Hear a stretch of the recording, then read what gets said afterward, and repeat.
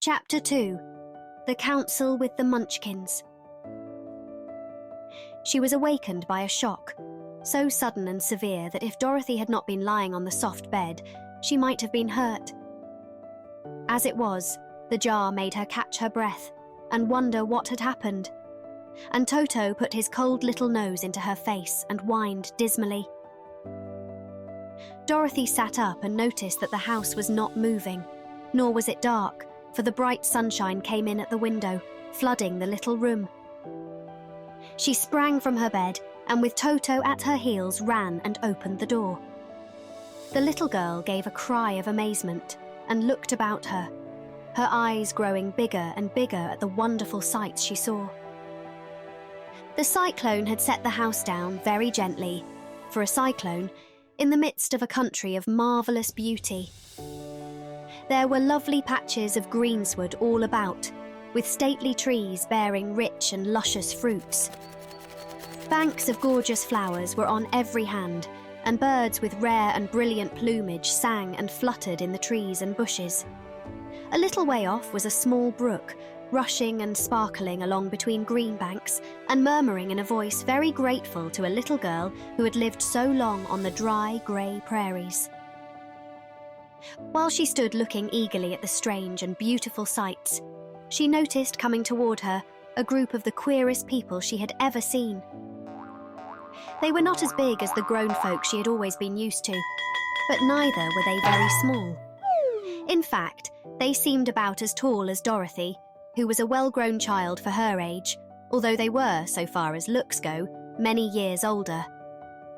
3 were men and 1 a woman, and all were oddly dressed. They wore round hats that rose to a small point a foot above their heads, with little bells around the brims that tinkled sweetly as they moved. The hats of the men were blue, the little woman's hat was white, and she wore a white gown that hung in pleats from her shoulders.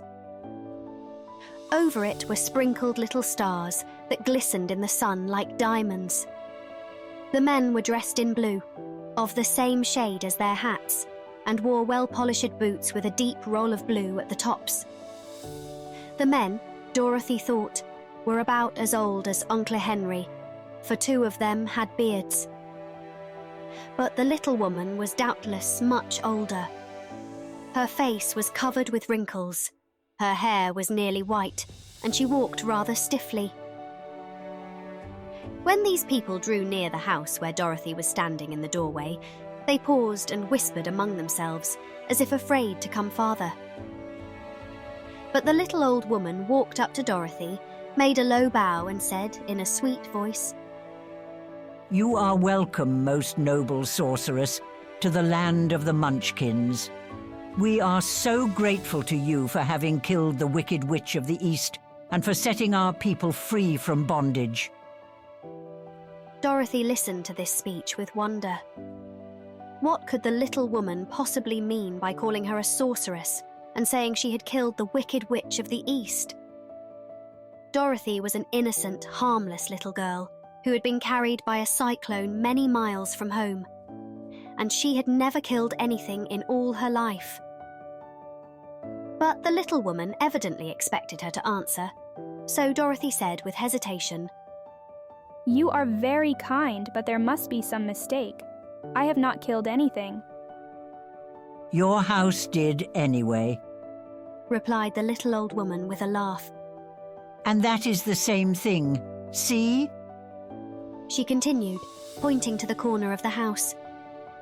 "There are her 2 feet still sticking out from under a block of wood." Dorothy looked and gave a little cry of fright.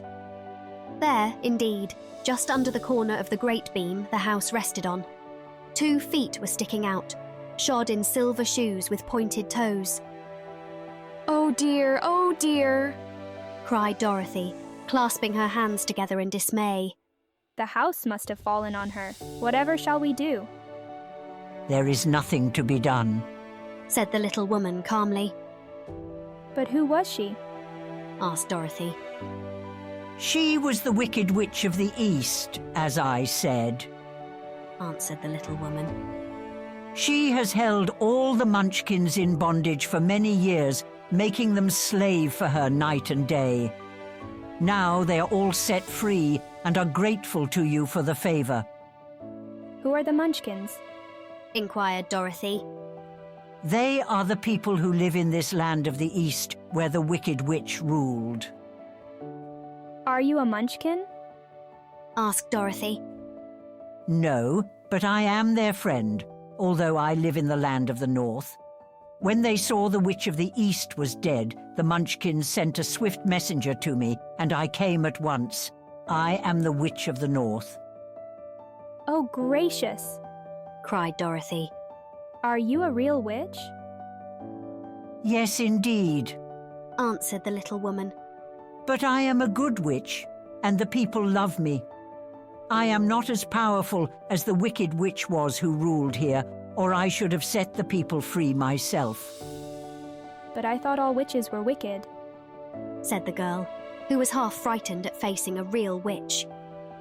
Oh no, that is a great mistake. There were only 4 witches in all the land of Oz, and 2 of them, those who live in the north and the south, are good witches.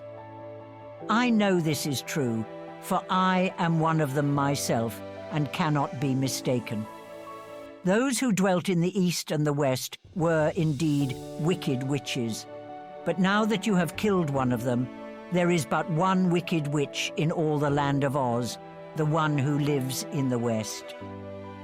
But Aunt Em has told me that the witches were all dead, years and years ago. Said Dorothy after a moment's thought. Who is Aunt Em? Inquired the little old woman. She is my aunt who lives in Kansas, where I came from. The Witch of the North seemed to think for a time, with her head bowed and her eyes upon the ground. Then she looked up and said, I do not know where Kansas is, for I have never heard that country mentioned before. But tell me, is it a civilized country? Oh, yes. Replied Dorothy. Then that accounts for it. In the civilized countries, I believe there are no witches left, nor wizards, nor sorceresses, nor magicians. But you see, the land of Oz has never been civilized, for we are cut off from all the rest of the world. Therefore, we still have witches and wizards amongst us. Who are the wizards? Asked Dorothy. Oz himself is the great wizard. Answered the witch, sinking her voice to a whisper. He is more powerful than all the rest of us together. He lives in the City of Emeralds.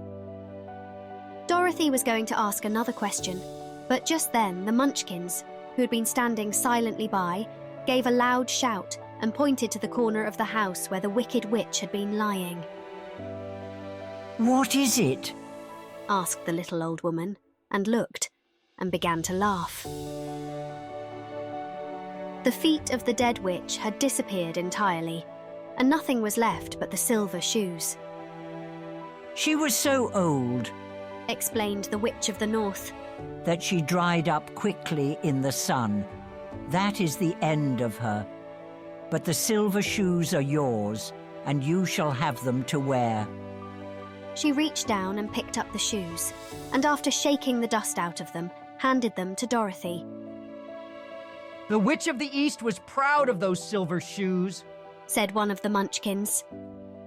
and there is some charm connected with them, but what it is, we never knew. Dorothy carried the shoes into the house and placed them on the table. Then she came out again to the Munchkins and said, I am anxious to get back to my aunt and uncle, for I am sure they will worry about me. Can you help me find my way? The Munchkins and the witch first looked at one another, and then at Dorothy, and then shook their heads. At the east, not far from here, Said one. there is a great desert, and none could live to cross it. It is the same at the south, Said another. for I have been there and seen it. The south is the country of the Quadlings. I am told Said the third man. that it is the same at the west, and that country where the Winkies live is ruled by the Wicked Witch of the West, who would make you her slave if you passed her way. The north is my home, said the old lady. and at its edge is the same great desert that surrounds this land of Oz. I'm afraid, my dear, you will have to live with us. Dorothy began to sob at this, for she felt lonely among all these strange people. Her tears seemed to grieve the kind-hearted Munchkins, for they immediately took out their handkerchiefs and began to weep also. As for the little old woman, she took off her cap and balanced the point on the end of her nose while she counted. 1, 2, 3. In a solemn voice. At once the cap changed to a slate, on which was written in big white chalk marks, "Let Dorothy go to the City of Emeralds." The little old woman took the slate from her nose, and having read the words on it, asked, Is your name Dorothy, my dear? Yes. answered the child, looking up and drying her tears. Then you must go to the City of Emeralds. Perhaps Oz will help you. Where is this city? asked Dorothy. It is exactly in the center of the country and is ruled by Oz, the great wizard I told you of. Is he a good man? inquired the girl anxiously. He is a good wizard. Whether he is a man or not, I cannot tell, for I have never seen him. How can I get there? asked Dorothy. You must walk. It is a long journey through a country that is sometimes pleasant and sometimes dark and terrible. However, I will use all the magic arts I know of to keep you from harm. Won't you go with me? Pleaded the girl, who had begun to look upon the little old woman as her only friend. No, I cannot do that. She replied. But I will give you my kiss, and no one will dare injure a person who has been kissed by the Witch of the North. She came close to Dorothy and kissed her gently on the forehead. Where her lips touched the girl, they left a round, shining mark, as Dorothy found out soon after.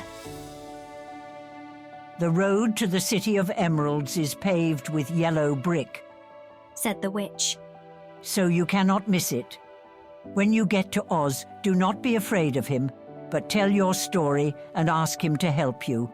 Goodbye, my dear. The three Munchkins bowed low to her and wished her a pleasant journey, after which they walked away through the trees. The witch gave Dorothy a friendly little nod, whirled around on her left heel 3 times, and straightway disappeared, much to the surprise of little Toto, who barked after her loudly enough when she had gone, because he had been afraid even to growl while she stood by. But Dorothy, knowing her to be a witch, had expected her to disappear in just that way, and was not surprised in the least.